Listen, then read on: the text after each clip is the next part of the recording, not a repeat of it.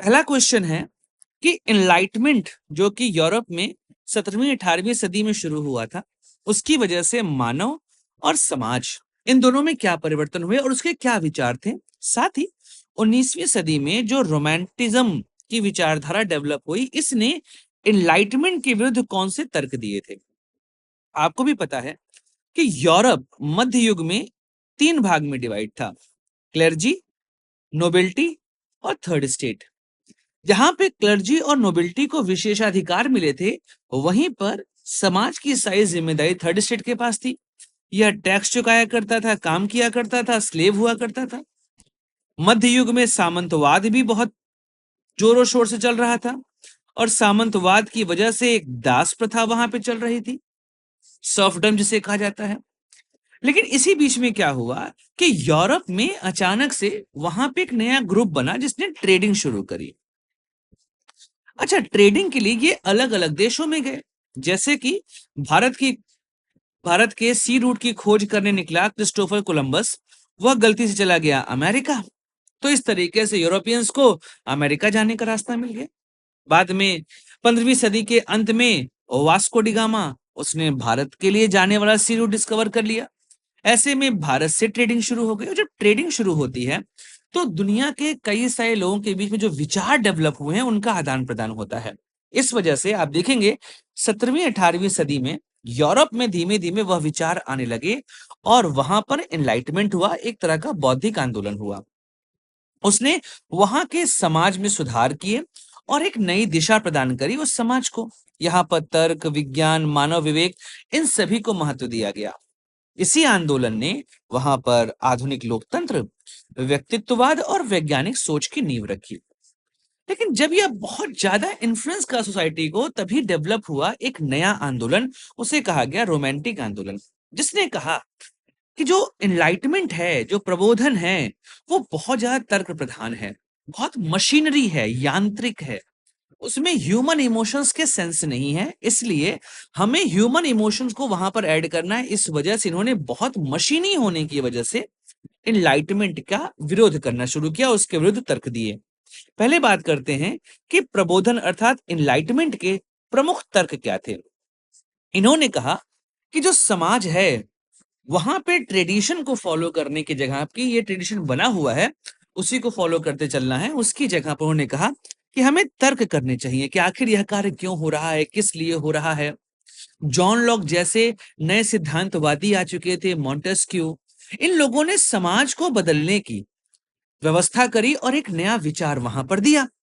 अब इस तरीके से जो विचारक थे एनलाइटमेंट एज के, इन लोगों ने कहा कि मानव जीवन की जितनी समस्याएं हैं, अगर उनको सॉल्व करना है तो आपको अपने विवेक और वैज्ञानिक सोच यह लानी पड़ेगी। जब तक यह नहीं लाएंगे तब तक डेवलपमेंट पॉसिबल नहीं है। अंधविश्वास, परंपरा, धार्मिक रूढ़ियां, इन सब की वजह से समाज केवल पीछे जाना चाहिए। हमें हमेशा तर्क के आधार पर आगे बढ़ना चाहिए, मतलब तर्क को ही अपना स्टीयरिंग व्हील मानना चाहिए, उसी के आधार पर समाज का निर्माण होगा। इन लोगों ने इंडिविजुअल लिबर्टी के बारे में बहुत बातें करी कि कोई भी व्यक्ति बंधा नहीं है। एक तरीके से सामाजिक ताने बाने को स्वीकार करने से इन लोगों ने मना कर दिया था। तो जॉन लॉक हो गए, रोसो हो गए, इन लोगों ने व्यक्तिगत स्वतंत्रता की बहुत मांग करी। कहा कि व्यक्तिगत स्वतंत्रता, अधिकार, समानता मतलब लिबर्टी, इक्वलिटी, इन दोनों कॉन्सेप्ट को बहुत डेवलप किया और इसी वजह से लोकतंत्र और ह्यूमन राइट्स, इसकी जो आधुनिक अवधारणा आप देखते हैं वो डेवलप हुई थी। इन लोगों ने शिक्षा, विज्ञान और सामाजिक सुधारों के आधार पे समाज की प्रगति का रास्ता प्रशस्त किया और कहा कि समाज को अगर आगे बढ़ना है तो इन विचारों को स्वीकार करना पड़ेगा, इसके बिना संभव नहीं है। आप जब जॉन लॉक का लिबरलिज्म पढ़ेंगे ना, या रोसो का सोशल कॉन्ट्रैक्ट पढ़ेंगे, या उसके बाद मॉन्टेस्क्यू का स्पिरिट ऑफ लॉस पढ़ेंगे, तो आप देखेंगे किस तरीके से यह समाज की दिशा को निर्धारित कर रहे हैं। इन लोगों ने कहा एक और कॉन्सेप्ट चाहिए, वो है सेक्युलरिज्म, अर्थात धर्म और राजनीति को अलग करना। यहां पे आपने देखा, जैसे मैं आपको बता रहा था, कि क्लेर्जी और nobility, first and second year, यह सब राजा को प्रभावित कर रहे हैं। मतलब जो क्लेर्जी है, जो चर्च है, जो प्रीस्ट हैं, वह किंग के फैसले को इन्फ्लुएंस कर रहे हैं। और जब भी राजा धर्म के आधार पर अपनी सत्ता चलाएगा तो वहां पर सेक्युलर कॉन्सेप्ट नहीं होता, हमेशा सत्ता और जो चर्च है, इन दोनों के बीच में अलगाव होना चाहिए। मतलब जो धर्म है और जो राजनीति है, इनको अलग अलग होना चाहिए। इस तरीके से वोल्टायर की बात कर लें, गैलीलियो की बात कर लें, इन सब ने कॉन्सेप्ट दिया था, और वह कॉन्सेप्ट कह रहा था कि हमें राजनीति और धर्म को अलग अलग करना चाहिए। पर गैलीलियो को इसके लिए बहुत उलाहनाएं सुननी पड़ी थी। आगे चल के जब जॉन लॉक ने कॉन्सेप्ट दिया कि हमें डिवाइन नेचर ऑफ किंग को साइड लाइन करना चाहिए, मतलब राजा वो भगवान के बराबर है, इस थॉट प्रोसेस को अलग करेंगे, तब जाके हमें यह चीजें समझ में आएगी। और फ्रेंच रेवोल्यूशन इसका एक बहुत बड़ा सेंटर पॉइंट बना था। इन लोगों ने कहा कि चर्च की प्रभुता नहीं होनी चाहिए, धर्म एक निजी क्षेत्र है, मतलब व्यक्तिवादी है। हमें यह देखना है कि धर्म कभी भी सरकार को इन्फ्लुएंस ना करे, इसलिए सरकार और धर्म को अलग होना चाहिए। और यहां से सेक्युलरिज्म का कॉन्सेप्ट डेवलप हुआ। यह भी एनलाइटमेंट की एक प्रमुख जीत मानी जाती है। इसके अलावा सोशल कॉन्ट्रैक्ट और गवर्नमेंट की जो सत्ता बने, जो शासन करे, वह सहमति के आधार पर बने, अर्थात लोग चुने अपने लोगों को। इस बात को रोसो और लॉक ने डिफाइन किया था। जहां पर रोसो ने कहा था सोशल कॉन्ट्रैक्ट में कि एक डेमोक्रेसी होनी चाहिए, रिप्रेजेंटेशन ऑफ पीपल होना चाहिए। वहीं पर जॉन लॉक ने अपनी बुक में कहा था कि राजा को किसी कॉन्स्टिट्यूशन के अंदर होना चाहिए, मतलब राजा must be control by the constitution. तो एक कॉन्सेप्ट कॉन्स्टिट्यूशनलिज्म का आया था, और एब्सोल्यूट नेचर ऑफ किंग इसको खत्म होना चाहिए, और एक लोकतांत्रिक शासन की व्यवस्था यहाँ पर होनी चाहिए। लेकिन अब आप चीज नोटिस कर रहे होंगे कि यह जो एनलाइटमेंट है, यह बहुत मशीनी है।